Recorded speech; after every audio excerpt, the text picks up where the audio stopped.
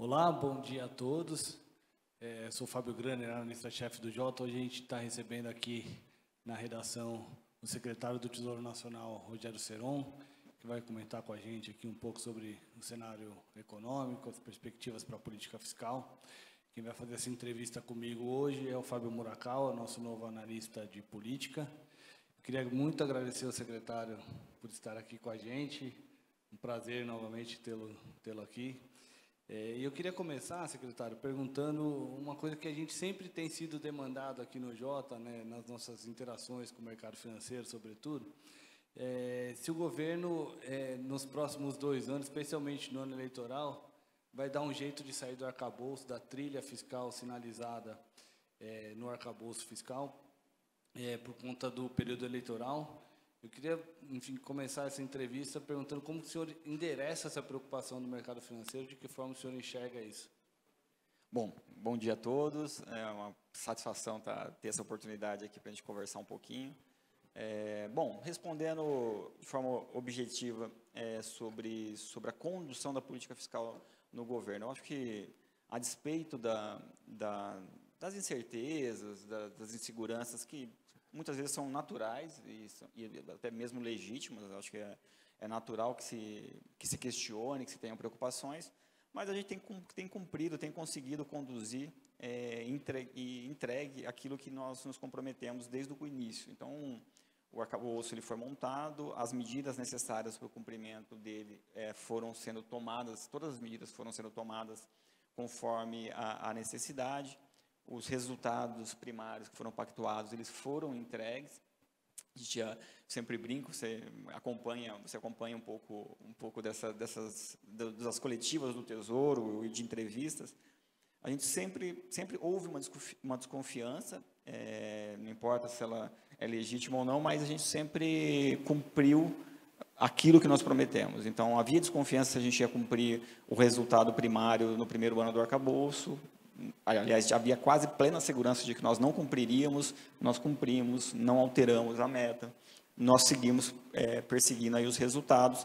Esse ano, idem, a gente está batalhando para cumprimento da meta, tem um cenário muito mais desafiador do âmbito externo, que claramente pode ter consequências para o país, a gente precisa estar atento. A queda das commodities, o preço de commodities, preço de petróleo, tem impactos positivos e negativos, né? Tem impactos positivos do ponto de vista, até determinado ponto, do ponto de vista, se você olhar pela ótica inflacionária, ela tem um impacto positivo para o país, e nesse momento é importante. Por outro lado, também afeta a arrecadação, então é necessário a gente ter um cuidado com isso. Então, tudo isso a gente continua muito atento e trabalhando para entregar. Em relação ao arcabouço, não há risco de essas discussões, eu tenho acompanhado, obviamente, o arcabouço se mantém ou não. Claro que o arcabouço tem que ser mantido, e o que precisa para o arcabouço ser mantido são as ações necessárias para que ele continue performando seus resultados.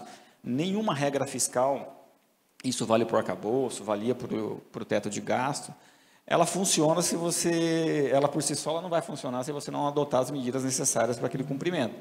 Então, lá atrás, quando se tinha o teto de gastos, tinha um pressuposto que você ia ter uma redução tão profunda, iam ter reformas estruturais tão profundas que permitiriam que o Estado só crescesse no tamanho da inflação, ou seja, ter uma redução rápida e consistente do tamanho do Estado na economia. A história mostrou que o país não tinha apetite para tanto. Então, o arcabouço ele tem limites mais flexíveis que permitem o Estado crescer em termos reais, num patamar compatível com o crescimento econômico de médio e longo prazo. Mas, mesmo assim, a gente sabe que tem dinâmicas que precisam ser endereçadas, reformas precisam ser feitas, ações precisam ser feitas para garantir essa boa condução. Então, respondendo objetivamente, não há risco do arcabouço não ser cumprido, a gente está cumprindo ele à risca, e vai continuar dessa forma. Eu acho que ele, da nossa parte, esperamos e vamos agir para que ele se mantenha a médio e longo prazo, e voltando desde lá do início, se ele for cumprido a médio e longo prazo, o problema fiscal a gente endereça ele ao longo do tempo. Então, a gente está recuperando o fiscal, acho que os resultados a gente pode falar um pouquinho sobre isso depois, mas tirando já, voltando para encerrar essa primeira parte, não há risco por conta de calendário eleitoral ou qualquer outra razão, você deixar de lado o compromisso fiscal. Bom dia, secretário. Bom dia a todos. Secretário, eu queria falar de uma outra inquietação do mercado, que é o uso de fundos para driblar as restrições do arcabouço, né? Essa preocupação aumentou desde que surgiu a proposta do auxílio gás. Eu queria saber do senhor se a Fazenda e o governo trabalham com algum limite para o uso desses fundos como um instrumento de política econômica. Olha, isso acho que é um outro ponto importante também para a gente conversar e esclarecer também, né? Porque há muito tempo está essa discussão sobre o fundo, o auxílio gás, ele nunca existiu de fato, né? Houve uma concepção inicial sobre o uso de um fundo ou de uma estratégia para viabilizar esse tipo de política, e ele não foi para frente. O próprio governo recuou dessa iniciativa e não está fazendo uso dela. Então, não é correto dizer que está sendo feito o uso de fundos para viabilizar esse tipo de despesa, que não está acontecendo. Houve uma iniciativa que poderia se traduzir na implementação desses fundos que não foi feito. Tá? Então, esse é um primeiro ponto importante. Mas tem o Pé de Meia, que foi um fundo criado. É importante lembrar que, para o Pé de Meia, ele foi um fundo criado para viabilizar a política pública que existe, mas ele foi feito um aporte orçamentário normal. Então, não teve uma transferência, que era a grande discussão da transferência dos recursos, etc. E ele está sendo endereçado. A partir do ano que vem, ele também está 100% dentro do orçamento. Então, também está endereçado. Então, assim, não há um outro fundo que está cumprindo esse papel de servir como uma política, ao que popularmente se chama de parafiscal, ou seja, uma forma de você fazer um gasto primário sem estar dentro do orçamento. Então, para deixar muito claro isso, então, assim, não é correto hoje dizer que tem um outro fundo cumprindo esse papel. O Fundo Social não está fazendo isso? Não. Uma coisa que aí a gente vamos chegar nessa parte. Então, fundos utilizados para fazer um gasto primário fora do orçamento não tem. Aí fala, bom, e a preocupação com o uso de fundos para financiamento, que são linhas reembolsáveis? Aqui eu acho que tem um debate importante a fazer. Primeiro, também é importante deixar claro, para um bom debate, o uso de linhas reembolsáveis é uma prática absolutamente correta e institucionalizada dentro das regras fiscais existentes e orçamentárias. Então, não há nenhuma invenção, novidade nisso. O país, há décadas, se utiliza de linhas de execução financeira. A natureza dela, por ser reembolsável e por não ter risco de crédito, ela não se enquadra como uma despesa primária, mas ela sai naturalmente pelo orçamento, ela cumpre todas as regras de transparência, isso é inegável. O debate que pode ter sobre o uso dessas linhas e da dosagem dela é o quanto que, eventualmente, ela estimula excessivamente ou não, o quanto ela atrapalha ou não a política monetária. Isso é um bom debate. É um debate que está na arena correta, mas ele não é dizer que ele é um instrumento para driblar as regras orçamentárias, ele é incorreto. Tecnicamente, ele é incorreto, porque ele é uma regra absolutamente válida. A dosagem dele que é um debate que pode ser feito. Acho que está em excesso, não está em excesso. Por enquanto, todo mundo acompanha, está dentro do patamar, o volume de gastos de linhas reembolsáveis que estão sendo desembolsadas ano a ano, está dentro do patamar da última década, você pode pegar a série histórica, então não tem nada aqui surpreendente, excessivo. A questão do fundo social especificamente, que também acho que é um outro ponto importante, ele acabou sendo uma boa solução, e eu explico por quê. Havia uma pressão, pressão no sentido de processo decisório de órgãos de controle, do TCU, para que fizesse uso desse fundo. Vocês não podem mais acumular recursos desse fundo sem dar uso para ele. E aí, obviamente, você corre um risco de ter que fazer um desembolso adicional do ponto de vista primário, fundo perdido. Isso seria ruim, isso iria contra toda a lógica de recuperação fiscal que nós estamos construindo. Então, a saída de construir, utilizar o fundo para apoiar essas linhas reembolsáveis, de novo, com parcimônia, dentro de limites aí adequados, que não fujam muito aí da série histórica, ele é uma saída adequada e esse recurso, com o tempo, ele volta, ele não tem risco de ser perdido pela inadimplência, nada disso. A instituição financeira que tomar esses recursos, supondo ali, seja BNDES, ou seja, por qualquer outra via, a instituição financeira assume o risco de crédito, então ela se compromete a devolver aquele volume de recursos para o Tesouro com a determinada taxa de que for definida ali pelo Conselho Monetário Nacional. Então, assim, resumindo também essa parte, do ponto de vista técnico, não há nenhum tipo de novidade, invenção.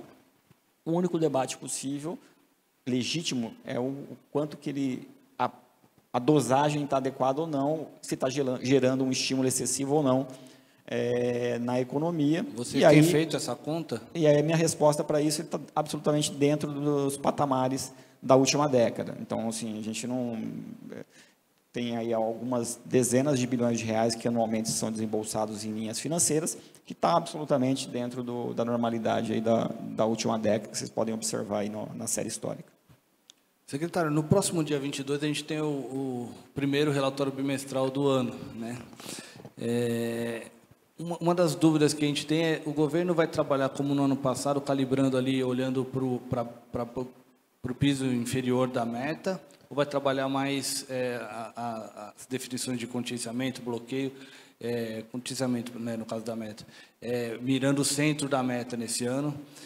Há alguma perspectiva, já tem alguma sinalização se vai ter bloqueio ou contingenciamento nesse relatório? O senhor pode dar alguma pista para a gente sobre isso? Olha, não, ainda não tá muito claro.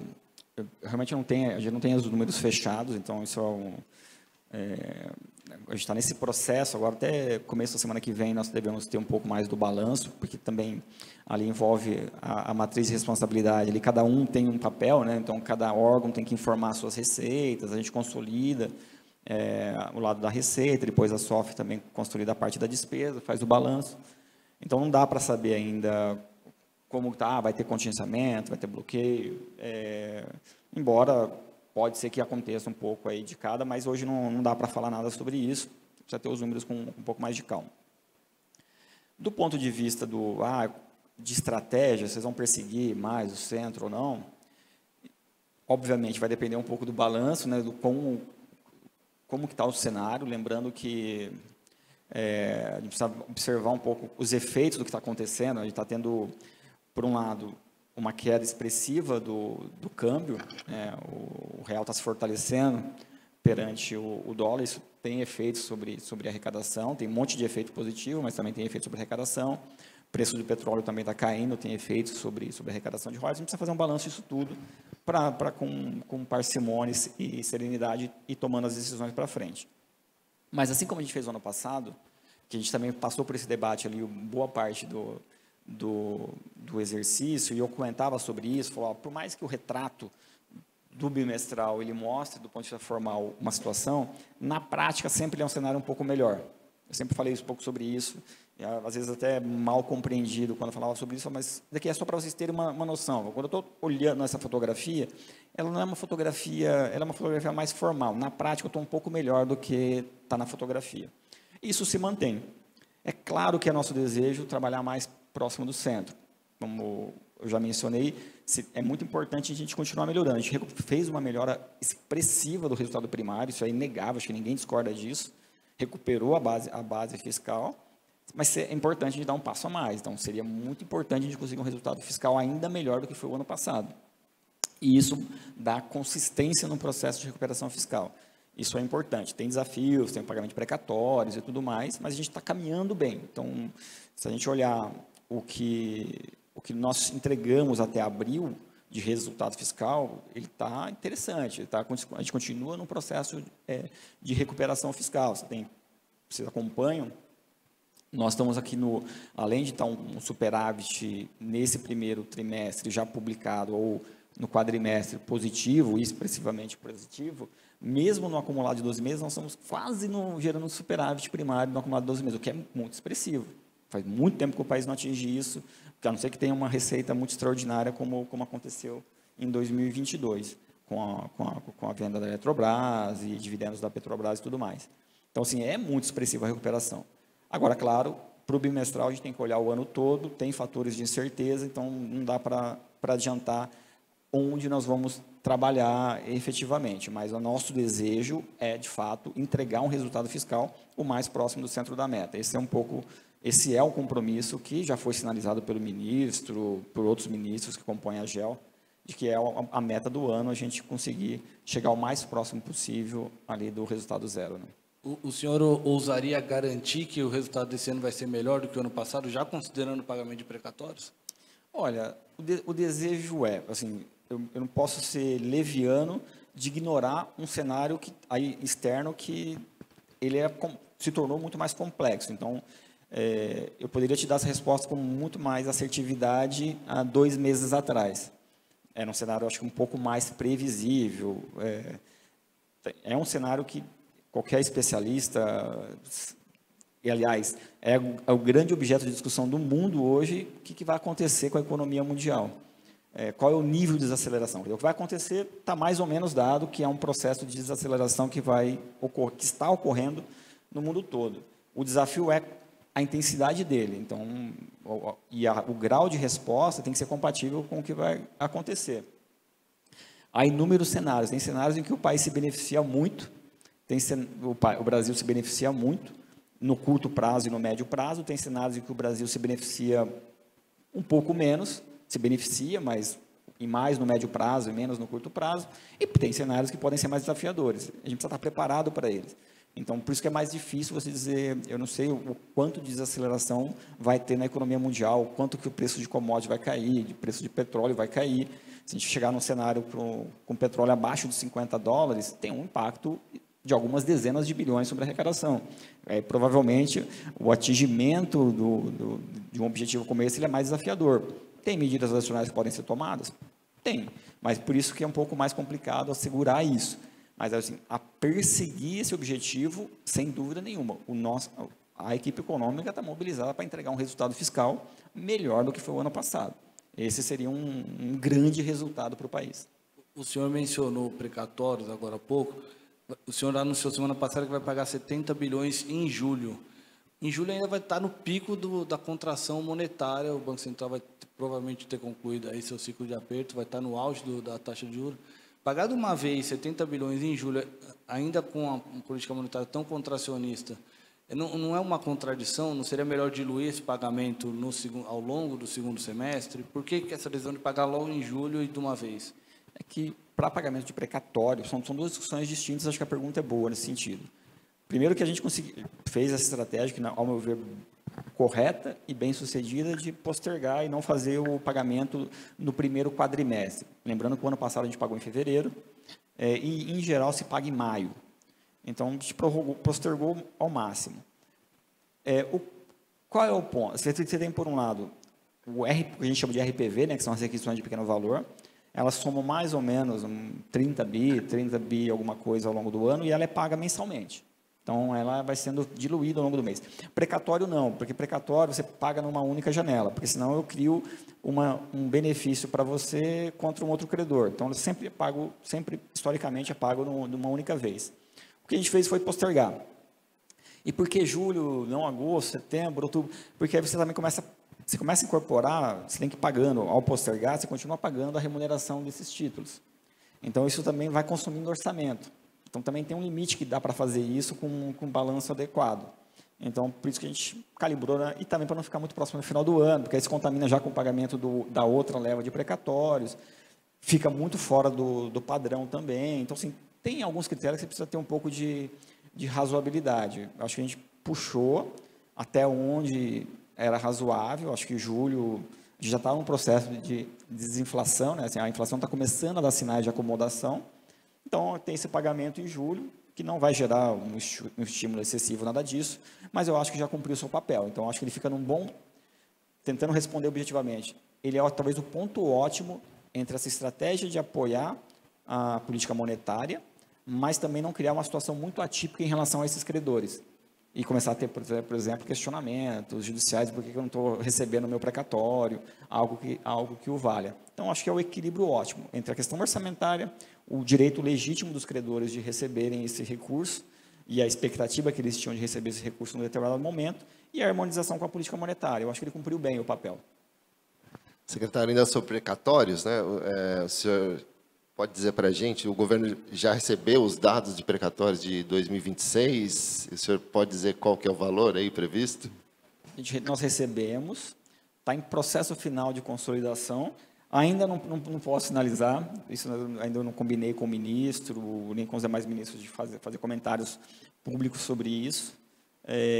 Então, realmente, a pergunta é boa, mas está na iminência de ser divulgado ali as informações sobre precatório. Acho que não vem nenhuma, acho que o que pode ser dito, que não virá nenhuma grande surpresa negativa. Então, isso é bom. Mas o detalhe, se é mais para positivo, se é neutro a notícia, eu vou deixar aí para os ministros falarem sobre isso. Não dá nem para dizer se é maior que os 116 bilhões que estão projetados na LDO de sentenças judiciais? Não, acho que por enquanto a melhor informação é dizer que não é uma surpresa negativa. Acho que já é uma informação, mas também para deixar aí um espaço para o ministro poder falar com mais detalhe quando ele julgar pertinente. Vamos lá, mais uma sobre precatórios, né? 2017, tem muita gente prevendo aí uma bomba fiscal, né? 27, né? 2027, né? Quando todo o valor dos precatórios passa a entrar no cálculo da meta primária. Aí eu queria saber como é que o senhor prefere lidar com esse problema? É manter a regra atual do Supremo, né? Deixando parte dos precatórios fora dessas regras fiscais, ou revisar o limite de gastos, deixando todo o gasto com precatório dentro das regras do arcabouço? Qual que é o caminho que o senhor prefere? Olha, aqui, obviamente, eu vou falar com algum cuidado, que não tem uma posição de governo quanto a isso. Eu, tecnicamente, eu não gosto, as exceções são sempre ruins, né? Você começa a criar exceções, elas acabam não sendo saudáveis. Então, eu tiro alguma coisa da regra, depois eu tiro alguma outra. Então, esse precedente, o país já vivenciou, ele acaba sendo ruim. Então, o ideal é que você tenha, de fato, uma transição, como está acontecendo, e em algum momento você incorpore ele, obviamente, idealmente, dentro dos limites existentes. Dado o patamar que não está se reduzindo, talvez o país não consiga, no curto prazo, resolvê-lo. Então, talvez você vai ter que adotar alguma outra estratégia. Uma delas é essa. Então, no exato montante desse delta, você incorpora dentro das regras e, a partir dali, tem que encaixar isso sempre dentro dos limites. Isso eu acho que é algo que me parece algo razoavelmente que seria bem recebido pelo mercado. Tá? O risco que eu acho que eu vejo que é uma ansiedade em relação a esse assunto bom, quando forem fazer esse ajuste, vai ter o famoso já que, né? Já que está mexendo nisso, mexer em algumas outras coisas, o que aí sim poderia soar ruim. Você, olha, ao invés de aumentar a diferença, aumenta a diferença e aumenta mais um determinado limite. Aí isso pode ter alguma repercussão negativa, porque atrapalha o processo de recuperação fiscal. Mas se a gente olhar as trajetórias de primário estimadas e tudo mais, elas incorporam plenamente ali esse gasto adicional de precatórios ao longo do tempo, tá? Então, eu diria que a solução mais, talvez arroz com feijão ou trivial, esperada, é a absorção dela a adição dela, né, a adição do delta dentro do limite de gasto, e dali para frente ele seguir. Eu acho que ele tende a ser preferível do ponto de vista de mercado e do ponto de vista técnico do que continuar como uma regra de exceção. Porque aí você traz previsibilidade, né? Coloca para dentro e dali em frente você consegue projetar e seguir em frente. Mas elevando o limite de gastos, é isso? Para trás também? Porque a gente viu aquele cenário da LDO que a despesa discricionária está ficando negativa ao longo do horizonte por causa disso, né? Isso, porque assim, e aí isso é uma coisa mal compreendida e tem todo esse debate que surgiu em função da LDO. Formalmente, ele hoje está posto que em 2027 ele tem que entrar completamente dentro das regras vigentes. Ele vai gerar esse cenário, a não ser que você passe em algum momento entre agora e até esse momento de 2027 em algum ajuste estrutural que permita abrir 30, 40 bilhões de reais de espaço fiscal, o que não é trivial. Por mais estrutural que seja uma reforma, é difícil ela abrir um espaço imediato dessa magnitude. Lembrando que o ajuste que foi feito no final do ano passado, com um conjunto de medidas que foram amplas e pegaram diferentes ações, elas têm impacto da ordem de 20, 30 bilhões por ano. Então, não dá para fazer um movimento desse a todo momento. Então, o que eu estou querendo dizer é que o que eu acho que é o esperado, o básico do que é esperado, é a incorporação dele, no limite do que tem de excesso, sem exagero, sem nenhuma ampliação.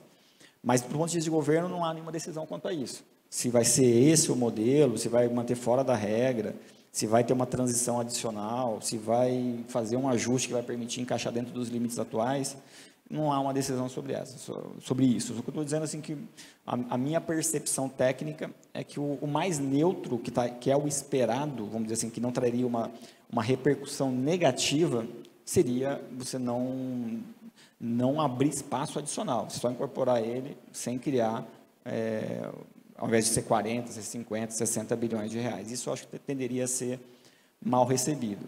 O que tenderia também a não ser tão bem recebido é manter uma regra de exceção. Não pela regra de exceção, porque na prática, você fala, bom, na prática o resultado vai ser o mesmo. Só que o problema do precedente ele é ruim. Se eu tenho uma exceção, por que eu não posso ter duas? Por que eu não posso ter três? Então, isso acaba criando uma insegurança no mercado, que é um pouco aquele debate, tudo deveria estar dentro dos limites, seja qual o limite for. E pelo menos eu tenho uma regra, sei que todo mundo está dentro do mesmo barco, né? Secretário, voltar a falar um pouquinho sobre o auxílio gás, né? O governo promete fazer chegar esse auxílio a 22 milhões de pessoas, de famílias, né? O senhor acha que é possível cumprir essa promessa sem pressionar o fiscal do governo? Olha, sem gerar alguma pressão, ele é impossível, né? O fato de você expandir uma política pública, ele vai gerar ali uma pressão adicional, isso é inevitável. Agora, o quanto ele é acomodável, que é esse o desafio, tentando encontrar, fazer o processo, que é o processo orçamentário da escolha, né? Então, o que vai ter que deixar de ser feito para poder encaixar uma política como essa, se for a decisão de fazer dessa forma. A intenção é expandir a política pública para atingir essa quantidade de beneficiários, em qual horizonte de tempo e como fazer, qual vai ser a escolha, né? Então, qual outra ação não vai ser priorizada para poder ser priorizada essa política. Eu acho que é o processo natural da escolha orçamentária, que está em curso, está sendo discutido aí o caminho e eu acho que o governo já mais de uma vez sinalizou que o caminho vai ser dentro das regras fiscais existentes, sem nenhum tipo de inovação. Então, eu acho que não precisa se preocupar com isso. É uma matéria que está em curso, mas vai ter um endereçamento dentro das regras do jogo. Já uma decisão sobre a alienação, antecipação do óleo futuro administrado pela PPSA, esse tema estava em discussão no governo, seria uma fonte de receita aí para compensar algumas frustrações, tipo a do CARF. Isso já tem decisão tomada? Já está decidido também se vai ser para esse ano essa receita ou se vai ser para o ano que vem, secretário? Não, também ainda é um assunto que saiu um pouco na imprensa sobre isso, é um tema em discussão, eu comentei em outros momentos sobre isso, é um ativo que permite que o governo tenha a liberdade, claro, com a aprovação do Congresso, de eventualmente fazer alienação desse tipo de ativo, totalmente dentro da regra do jogo, pode ter um impacto fiscal importante, mas não há uma decisão quanto a ela. E ela vai depender um pouco também dessa leitura de cenário, quanto é necessário ou não, de alguma forma, são opções que têm que ser utilizadas no momento certo. Tem que ter avaliação se vai usar e quando usar, para poder garantir o cumprimento das metas pactuadas. Mas hoje ainda não há uma decisão que possa ser externalizada quanto ao assunto. É uma matéria que está sendo discutida, tecnicamente está bem endereçada, agora é realmente o processo decisório de fazer ou não fazer. E o senhor prefere essa receita para esse ano ou prefere para o ano que vem, como preferência? Veja, depende um pouco do balanço. Então, daqui a pouco a gente vai estar numa discussão sobre bimestral. Eu acho que a melhor forma de responder é: eu prefiro utilizá-la quando for necessária para o cumprimento do resultado fiscal do exercício. Então, ele é uma salvaguarda importante. Você tem ali uma carta na manga, vamos dizer assim, para ser usada no momento certo, no caso de necessidade. O risco de você utilizá-la prematuramente é você ficar sem uma opção e depois você ter a necessidade de utilizá-la e não ter esse recurso à disposição. Então, pode ser que eu tenha a preferência para 2025, se a gente chegar num bimestral e ver que tem um tamanho de um problema que realmente demande, ou que vai demandar um esforço tão grande do ponto de vista de contingenciamento, que começa a inviabilizar a execução de políticas públicas mais rotineiras. E aí você tem que tomar um certo cuidado quanto a esses cenários mais extremos, e aí, eventualmente, seria desejável ter fontes extraordinárias de receitas que pudesse acomodar esse solavanco inicial. Mas não dá para dizer isso só nesse momento, tá? Então, acho que só, de novo, para não me comprometer demais, a minha preferência é utilizar esse tipo de iniciativa no momento certo. Então, percebeu que vai ter uma frustração grande? Vamos ter uma queda de receita de royalties importantes esse ano? Então, talvez seja o caso de utilizar esse instrumento para compensar. Não é tão grave assim, dá para acomodar? Então, vamos segurar, a gente usa mais à frente esse recurso. E o senhor está participando de alguma discussão sobre, vira e mexe tem vindo essa pergunta para a gente do mercado, sobre reajuste do Bolsa Família para esse ou para o próximo ano? Se isso ocorrer, tem espaço para isso, né, dentro do limite de gastos? Teria alguma chance disso ocorrer fora do limite de gastos? Reajuste do Bolsa Família? Não, hoje não há nenhuma discussão, pelo menos que tenha qualquer tipo de participação do Tesouro Nacional, de qualquer tipo de discussão acerca de reajuste de benefícios sociais. Tá? E se tivesse alguma discussão, o senhor aceitaria discutir alguma coisa fora do limite de gastos para esse ou para fora? Não há risco quanto a isso. Não há risco quanto a isso. Então, qualquer discussão, de novo, não há uma discussão sobre isso, e qualquer discussão sobre qualquer política pública, ela vai ser feita dentro das regras fiscais existentes. Então, esse risco não existe, o arcabouço vai ser preservado, ele vai ser cumprido, e ele tem que ser feito isso tem que ser zelado, não só pelo esse governo, mas por outros. Ele é um instrumento que tem que ser perene para poder funcionar bem. Então, a gente precisa parar de criar um modelo, sai, cria outro, ele precisa ser preservado, precisa ter um debate sereno sobre as condições para o cumprimento dele, e esse sempre é o debate correto. Às vezes, eu vejo muitas vezes um debate equivocado. Quem transita melhor em termos de política fiscal consegue fazer essa distinção. Mas há muita confusão, né? O arcabouço é insustentável. Não é o arcabouço em si que ele é sustentável, não é sustentável.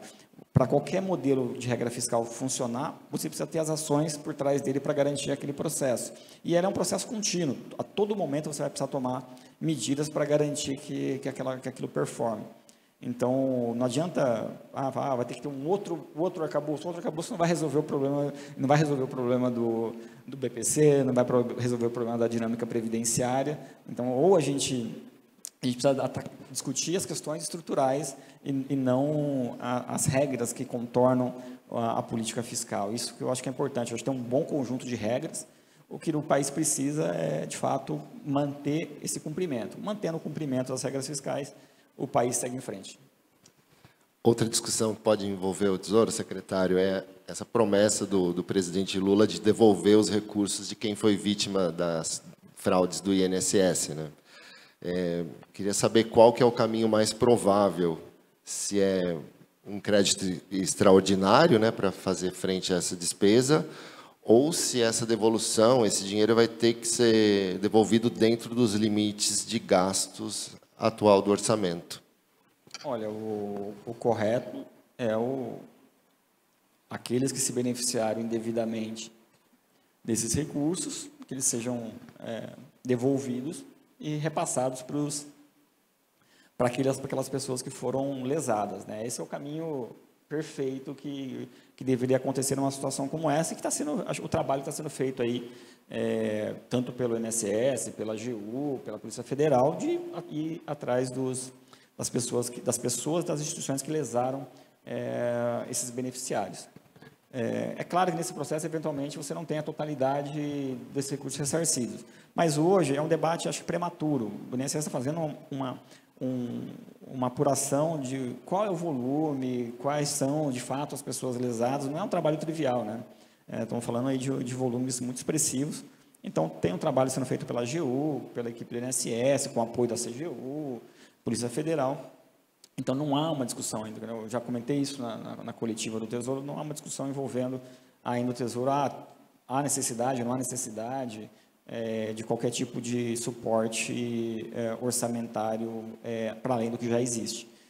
Então, essa discussão não existe hoje, acho que está numa etapa anterior, que é, de fato, fazer essa recuperação desses valores, a identificação daqueles beneficiados que foram lesados e começar esse processo de ressarcimento. Acho que estamos longe ainda desse processo de discussão e decisão. Tá? Ainda não chegou na mesa do senhor? Não tem nenhuma discussão aí em andamento sobre esse assunto que tenha chegado aqui ao Tesouro Nacional, à Fazenda ou qualquer outro órgão relacionado aí à Junta de Execução Orçamentária, até por esse motivo que, inicialmente, você vai tentar fazer esse ajuste dentro do próprio sistema, né? Ressarcindo daqueles que se apropriaram de forma irregular desses recursos e aí devolver para os beneficiários que foram lesados. Né? Secretário, a gente vai começar a caminhar para o final aqui, mas eu queria saber como está a adesão dos estados até o momento para o Propag, se já tem alguma adesão feita, enfim, ou pelo menos prestes a sair. O que o senhor poderia contar para a gente em relação ao Propag? Não, tem várias. Nós estamos fazendo uma etapa de várias reuniões técnicas com os estados. Então, tem vários, quase metade dos estados aí já procuraram o Tesouro para entender nuances de como fazer o protocolo de adesão, que tipo de ativo pode ou não pode oferecer, que condições. Então, está nesse processo de diálogo, de esclarecimentos. Para os estados protocolares, eles também têm que enviar um projeto, no mínimo enviar um projeto de lei para a Assembleia Legislativa pedindo autorização para aderir, porque ele precisa de autorização legislativa para isso. Então, tem um rito a ser seguido. Mas está no curso normal, está no curso esperado, a maior parte dos estados já está em diálogo avançado com o Tesouro, e logo aí, ao longo das próximas semanas, meses, devem começar a chegar aí pedidos de adesão para o programa dentro do que era esperado, mas lembrando, o nosso trabalho ali de regulamentar se encerrou, então agora é prestar esclarecimento, aqueles que julgarem que faz sentido aderir, ótimo, aqueles que julgarem que não faz sentido aderir, ótimo também, segue o jogo, tá? Mas por hora, a gente está na fase de discussão e de esclarecimentos, principalmente quanto a ativos, né? Ativos é um tema bastante específico, não é trivial, então a gente precisa ter bastante cuidado e esse contato técnico, a gente é muito aberto para isso, é importante, até para não criar expectativas que não vão se materializar. Esses ativos eles só vão ser recebidos por mútuo acordo. Então, a União vai precisar ter um interesse em receber eles nas condições que nós entendemos minimamente adequadas. Então, já de partida, eles entendendo o que nós vamos levar em consideração, já ajuda a ter ou não a expectativa de entrega de um ativo. Então, aqui não vai valer a pena, aqui vai valer a pena. Então, estamos nesse estágio. Secretário, ainda sobre os estados, né? Os estados continuam tendo uma grande expansão fiscal, né? E não parece ter qualquer tentativa para conter, para reverter esse sinal, né? Eu queria saber se o senhor não teme que isso, no futuro, possa gerar uma nova crise de endividamento, né? Que os estados voltem a pedir socorro daqui a alguns anos para o governo. O senhor está enxergando esse quadro? Tem algum alerta aí no ar? Não, veja, acho que são duas discussões distintas. Uma é o endividamento dos estados ou do conjunto dos entes subnacionais. Ele continua um processo de redução ao longo do tempo. Então, ele está estável, não há um processo de elevação do endividamento no agregado dos entes subnacionais. Está razoavelmente estabilizado. Então, é um processo que já vem de décadas, pelo menos aí um pouco mais de 2 décadas, que a gente tem ali como naturalmente em ondas, mas numa tendência de queda ao longo do tempo. Tirando os casos clássicos que têm dificuldade de lidar com o endividamento, de resolver sua situação de endividamento, que são basicamente os estados do regime de recuperação fiscal e um outro ente que tem um nível de endividamento elevado, mas tem conduzido bem, que é São Paulo. Mas o restante tem um nível de endividamento geralmente bem abaixo de 100% de uma vez a receita corrente líquida. Então, o endividamento não é um grande ponto para os estados e não há uma tendência de crescimento quanto a isso. Só olhar os números que vão demonstrar isso. Agora, tem um outro aspecto que também é estrutural e vem de longa data, que é o aumento da participação na despesa pública dos entes subnacionais, que é um processo que, no final, ele vem, para quem acompanha isso, vem desde a Constituição. Na verdade, desde 88, a gente vem com esse processo de um crescimento da atuação dos entes subnacionais, especialmente dos municípios. E se mantém. E há políticas que fomentam isso, inclusive a nível federal, apoiando essa descentralização. E não é desse governo. Por exemplo, nós estamos pagando a conta da expansão do Fundeb, que foi tomada uma decisão, enfim, antes de 2023, que tem uma escadinha de incremento do Fundeb até 2026. Isso é descentralização de execução orçamentária. A União vai ter que, da sua arrecadação, do seu espaço orçamentário, destinar uma parcela maior para a Fundeb, para os estados e municípios. Isso acaba gerando esse crescimento do dispêndio, o que é uma discussão de pacto federativo, mas não necessariamente é um problema fiscal, porque ela está lastreada. Então, o problema fiscal surge, e a preocupação fiscal surge, quando você começa a ver uma deterioração consistente dos resultados fiscais. E se você olhar os problemas fiscais nos entes subnacionais, em geral, estão mais localizados. Tem ciclos, então, ciclos eleitorais. Você vai pegar o ano passado, você vai ver uma deterioração dos municípios, que é absolutamente natural se você olhar a série histórica. Sempre em ano de final de mandato, você tem uma expansão maior, o que é natural também, faz parte do ciclo político. O ente faz uma economia, uma reserva de recursos para chegar forte no último ano de mandato. Isso é o clássico. Assim como em ano de eleição estadual você tem uma expansão maior. Então, eu diria assim, o crescimento das receitas dos entes subnacionais tem sido consistente. Eu não vejo um grande problema hoje em termos de deterioração dos resultados tão expressivo. Tem questões pontuais, tem questões assim, tem entes que têm problemas, é óbvio, mas aí também eu acho que é uma responsabilidade desses entes, dos órgãos de controle, enfim, da sociedade como um todo, não necessariamente do Tesouro. Claro que o Tesouro acompanha e dá transparência, que é o nosso papel, mas há limites para a nossa condução quanto a isso. Mas, enfim, resumindo, eu vejo que o ano passado teve uma piora, principalmente nos resultados dos municípios, que tem muito a ver com o ciclo eleitoral, e agora vamos observar esse ano. Mas, de qualquer forma, eu não vejo um processo de grande deterioração, especialmente se a gente olhar o nível de endividamento. Você tem ali pioras pontuais, mas não tem um processo como aconteceu em outros ciclos, porque geralmente esse problema ele emerge, né, fica mais evidente, quando você tem uma crise econômica, né? Aí você tem uma baixa, aí você consegue enxergar melhor aqueles entes que estão com crescimento insustentável daqueles não. Em linhas gerais, a gente tem observado aí uma estabilidade ou até melhora de indicadores fiscais de uma parte dos entes, tirando aqueles que às vezes carregam, né? Então, quando você olha o agregado, ele tem que tomar algum cuidado, porque, claro, tem discussões agregadas que importam do ponto de vista da política macroeconômica. Teve expansão, o delta de expansão de gasto primário, qual foi a dimensão? Isso importa em termos de você dimensionar a atividade econômica, pressão inflacionária e tudo mais. A outra é a discussão fiscal em si. Aí você precisa abrir, porque a realidade dos estados e a realidade dos municípios, elas são muito distintas. Então, eu nunca gosto de generalizar muito, porque tem muitos entes que têm um desempenho fiscal muito bom, muito consistente no tempo, e tem entes que têm um desempenho muito ruim e muito ruim consistente no tempo. Então, tratar todos eles de forma, são todos irresponsáveis, todos não têm compromisso fiscal, eu acho que não é justo. Então, eu na medida do possível, tento sempre fomentar o bom debate. O bom debate é saber separar quem é quem. Então, tem entes que têm um bom desempenho fiscal, realizam o seu dever de casa, tem entes que têm uma situação fiscal difícil, mas que têm feito ações estruturais de recuperação, e também merece um reconhecimento, e tem outros que têm uma dificuldade maior e têm uma dificuldade de lidar com esses problemas, historicamente. Então, esses merecem uma atenção, e eu não preciso detalhar, porque são casos aí conhecidos, mas é importante separar os entes, porque tem realmente desempenhos muito distintos entre os municípios e os estados.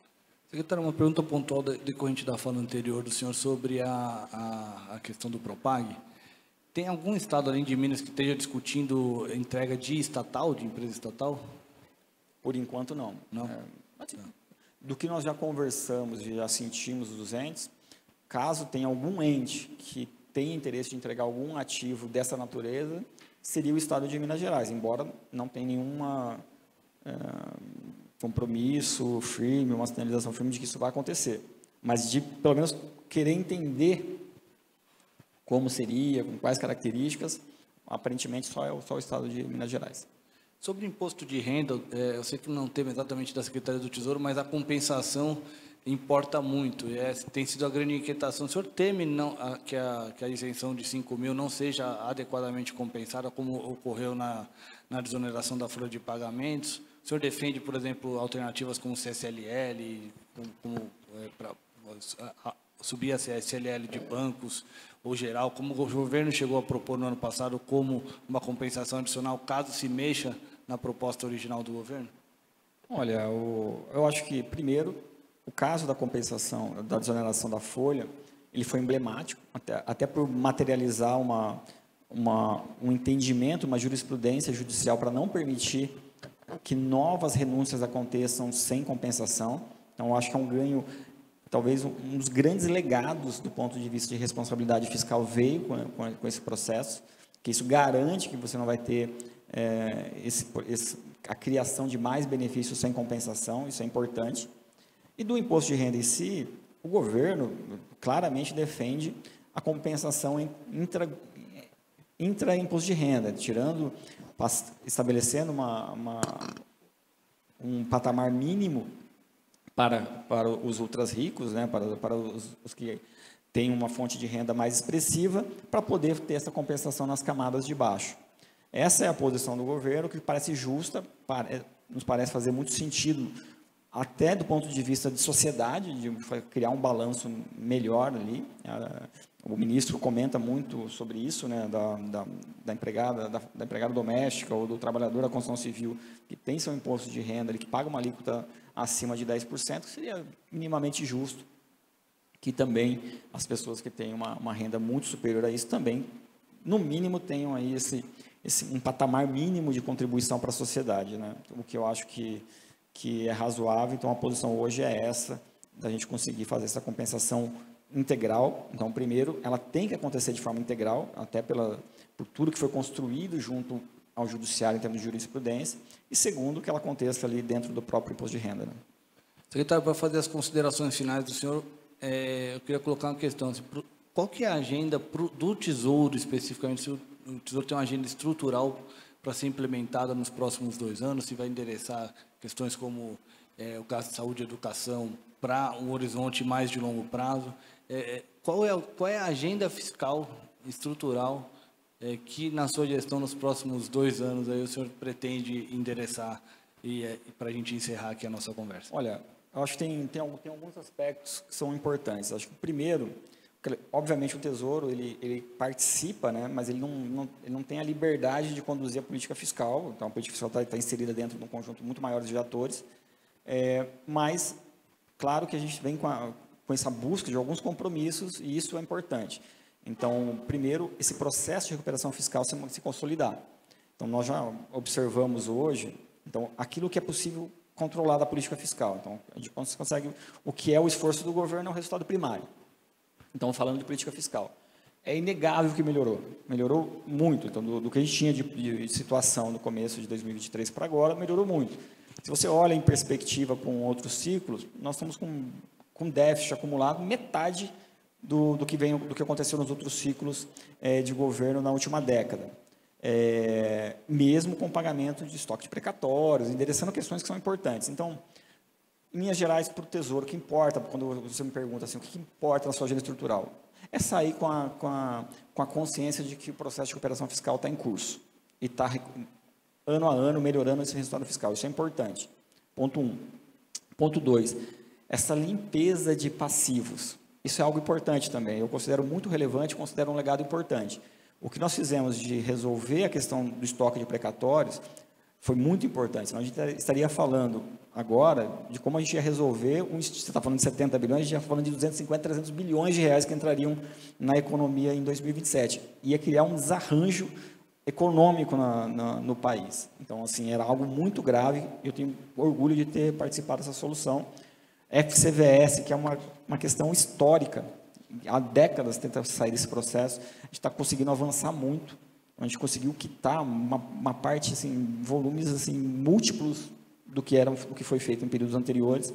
A gente tem um prazo até 2027 para concluir esses pagamentos, até final de 2026, está avançando muito bem, então é algo que a gente também deixa para trás, limpa esses passivos, isso é importante o país seguir em frente, cumprir suas obrigações e seguir em frente. Então, esses dois aspectos importam muito, olhando na política fiscal. Então, cumprir o arcabouço, entregar os resultados prometidos, e o mais importante disso tudo, essa discussão de arcabouço, meta, é melhorar o fiscal. O fiscal tem que melhorar ano a ano, olhar para o consolidado e falar, não, o resultado primário está em processo de recuperação, é inegável. Aí a gente discute, não, a intensidade é suficiente ou não para a estabilização da trajetória da dívida, mas está indo para frente. O importante é melhorar e não piorar. Esse é um primeiro aspecto da política fiscal. Como agenda do Tesouro, tem algumas questões que importam também. Elas não estão numa dimensão macro, mas elas importam. Por exemplo, o nosso papel que a gente está atuando no Tesouro Nacional na agenda da educação financeira, ela é muito relevante. O nosso papel no Tesouro Direto, eu acho que é inegável o quanto que o Tesouro avançou de 2023 para cá no Tesouro Direto. O programa está muito mais arrojado, buscando inovar. E para que isso? Para levar a educação financeira para as pessoas, tentando customizar, popularizar investimentos. A Olimpíada de Educação Financeira foi um baita sucesso, assim, a gente conseguiu quase 1 milhão de alunos participando, esse ano a gente deve conseguir 3, 4, 5 milhões de alunos, e isso vai formando, vai melhorando a sociedade. Porque a gente tem um problema de fundo que é pouco discutido, e nem sempre você tem arena para discutir isso, o país tem um problema de taxa de poupança relevante. Tem um papel do setor público na baixa taxa de poupança? Tem, mas tem questões estruturais mais profundas. É uma sociedade não acostumada, que não tem agenda de poupar muito forte. É diferente, se você for pegar... E claro que isso tem a ver com a questão do regime previdenciário, o regime de bem-estar social, que o apoio do Estado dá para a população em geral, esse conforto de que não vai faltar ali a subsistência básica, isso gera efeitos sobre taxa de poupança. Mas o Brasil tem, por nosso processo, nosso histórico inflacionário, lá de trás, a população não tem o hábito de poupar. A camada mais baixa de renda não consegue poupar porque não tem renda para poupar, mas mesmo quando você começa a subir, a educação financeira e como lidar com isso não é muito desenvolvida no Brasil. Então, a gente tem um papel a cumprir, eu acho que a gente está cumprindo muito isso. Então, tem uma agenda irrelevante nesse aspecto que a gente deve entregar. E tem também, acho que algo também paralelo ali, que é o EcoInvest, e não o EcoInvest em si, mas os instrumentos ali, acho que tem um legado importante que a gente está tentando construir, de ter instrumentos inovadores e novas formas de você ter fomento ao crédito. Então, assim, fomento ao crédito é uma decisão de governo, um governo pode querer fazer mais, outro menos, cada um com enfoque. Fazer isso da forma mais eficiente possível, ter instrumentos inovadores que permitam ali uma agenda saudável com o mercado, né? Não concorrer com o mercado, mas apoiar o mercado, trabalhar em rede. Eu acho que a gente está construindo um belo legado nessa frente também.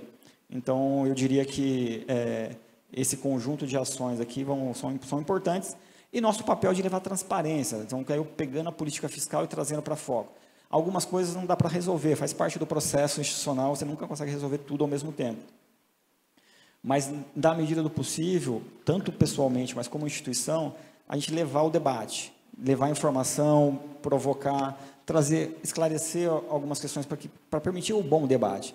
Por exemplo, quando eu vejo essas discussões talvez equivocadas, o arcabouço, tem que olhar o que está por trás, não é o arcabouço que define a dinâmica do regime previdenciário, não é o arcabouço que determina a dinâmica de uma despesa como o BPC, tanto faz se fosse o teto de gasto ou o arcabouço, essas dinâmicas teriam vida própria, a não ser que você atue sobre elas. Então, o bom debate tem que ajudar a sociedade a fazer o bom debate. O que a sociedade vai decidir está muito fora do nosso controle, mas apoiar a transparência é algo importante. A gente está, por exemplo, no Tesouro, agora está tentando, você estava comentando sobre entes subnacionais, a gente está com uma agenda muito bacana de tentar levar transparência. Hoje, a discussão sobre subnacionais ela é muito etérea. A sociedade não consegue fazer um bom debate sobre o que está acontecendo nos entes subnacionais. E uma parte disso, eu acho que o Tesouro tem um papel a cumprir. E tem tecnologias que estão surgindo que vão poder revolucionar a forma de dar transparência. Não adianta você acessar o Tesouro e baixar planilhas super áridas para quem não conhece. Então, soluções de inteligência artificial, soluções que tornam muito mais fácil você extrair dados e transformar isso numa linguagem simples, é algo que a gente deve levar aí para a sociedade até 2026 e acho que vai permitir o bom debate, que eu acho que isso é um legado importante, assim, que eu gostaria também de sair tendo contribuído para o bom debate. Assim, olha, o debate ser feito na arena correta, não importa a posição. A divergência ela é super saudável e ela é desejável desde que ela seja feita da forma correta, com a base técnica correta, com os dados corretos. Aí, eu acho que aí a sociedade ganha. Então, vamos discutir regime previdenciário? Vamos discutir sobre as bases corretas. Vamos discutir política fiscal? Vamos discutir sobre a base correta. Regras fiscais sobre as bases corretas. Entes subnacionais? Vamos discutir-eles corretamente. Quais estados estão bem, quais estados não estão bem, quais municípios estão bem, quais não estão, sobre qual ótica. Como eu comparo isso de forma fácil? Como eu permito reconhecer o cara que faz um bom trabalho, como eu permito também dar luz à sociedade para o mau trabalho. Então, esse papel de transparência, eu acho também é um bom legado. Enfim, para não estender mais, eu acho que essas são grandes frentes que são importantes para o Tesouro e eu acho que a gente tem liberdade e tem um papel a cumprir quanto a isso. Secretário, muito obrigado pela participação aqui na nossa entrevista. Obrigado, Moura, por compartilhar aqui o aperto no secretário. Eu agradeço a todos que estiveram aqui com a gente até agora. Mais tarde essa entrevista vai estar também disponível no YouTube. Obrigado a todos. Obrigado.